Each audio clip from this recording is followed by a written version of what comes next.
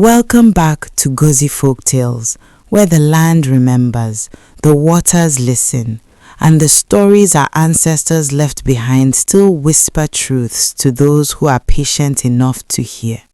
Tonight's story is not about war, nor is it about famine. It is about a river that was pushed too far and chose silence. Sit close, lower your voice, and listen. This is the story of when the river refused to flow. Before Umuocha had walls, before it had a name, there was Eyimiri. The river curved gently like a resting serpent, clear enough to mirror the sky, deep enough to hide secrets. Children learned to swim in it before they learned to speak well. Women sang to it as they washed cassava. Men greeted it before farming. The elders said, as long as Eyimiri flows, Umuocha will never be hungry. And for many seasons, the river kept its promise. The sun rose as it always did, but when the women arrived with their clay pots, the sound they expected did not greet them.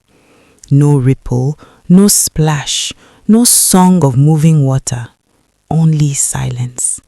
The riverbed lay open, its skin cracked like old lips begging for moisture.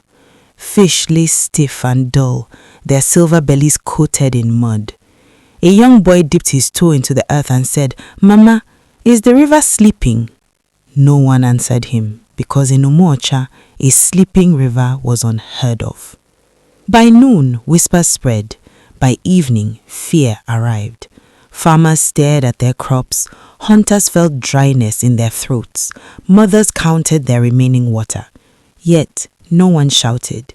In Umuocha, fear did not scream. It sat quietly and waited. That night, the elders gathered beneath the Iroko tree. The oldest among them, Elder Noye, spoke last. "This is not the sky's doing," he said. "The clouds are heavy." Another elder added, "This is not sickness of the earth." Then Elder Noye said the words no one wanted to hear. A river does not dry when it is ignored. It dries when it is offended. The air thickened. Everyone knew what that meant. From the back of the gathering, a young woman stepped into the firelight. Her name was Amara. She was not the daughter of a chief. She wore no beads of title. Her hands were rough from work, but her eyes carried stillness. "I have heard the river crying," she said. The elders turned. "In my dreams," Amara continued, "Eyimiri calls us by name and we do not answer." Mamas followed her words. One by one, truths emerged. A man confessed to washing animal blood upstream. A woman admitted dumping waste into the water. Young men laughed about cutting sacred trees. The river had watched it all and remembered. At dawn, Amara left the village alone. She followed the river's path backward towards its birth. The forest thickened, the light dimmed, the air grew damp and cold. Then she heard it, breathing. Not wind, not animal, something ancient. From the stones rose Eyimiri, not fully woman, not fully water. Her voice flowed like sorrow.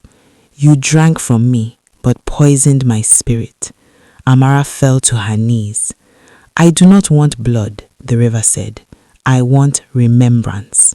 She demanded restoration, not sacrifice, and with that, she vanished. Back in the village, some believed Amara, others mocked her, but thirst does not listen to laughter. Trees were replanted, waste removed, songs returned. Children were taught to greet the river again, and one night, a trickle came.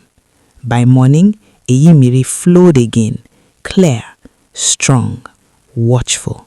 The village wept. Amara never ruled, she listened, and so the river never went silent again. Our elders say, the earth does not punish, it responds, and when nature grows quiet, it is waiting for us to listen. Thank you for listening to this story on Gozy Folktales. Please like, share, comment, and subscribe. May you walk gently. The rivers are watching.